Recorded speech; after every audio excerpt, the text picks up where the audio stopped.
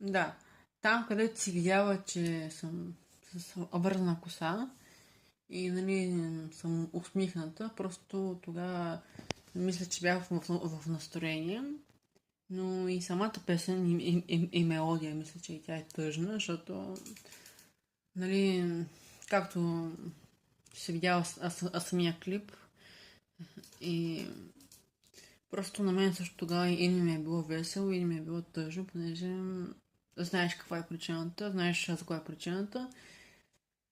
И да, и така. Но все пак тези сърца, тези сърца са ми доста приятни и много мили от теб. Много са ми мили, понеже а, много ми харесват. И също така ще ти коментирам аз на някакво видео. Ако запишеш ти някакво видео, ще ти го коментирам. Може, ако искаш и ти да ми го коментираш с сърца или с танк, каквото желаеш. Стига да е толкова мило, колкото и този коментар с сърца.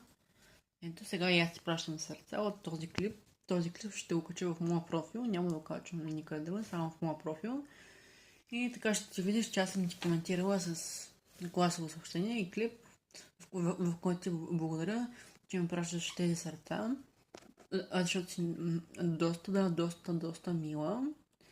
И препоръчвам ти, ако пак правя някакво видео, може и тази да направя, мога и утре, но според мен ще е по-добре да направя клип, който да е максимално хубав.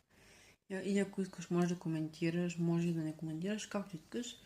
Но според мен ще е по-хубаво да ме коментираш, понеже ти си ми много добра приятелка и много близка приятелка, така да кажем.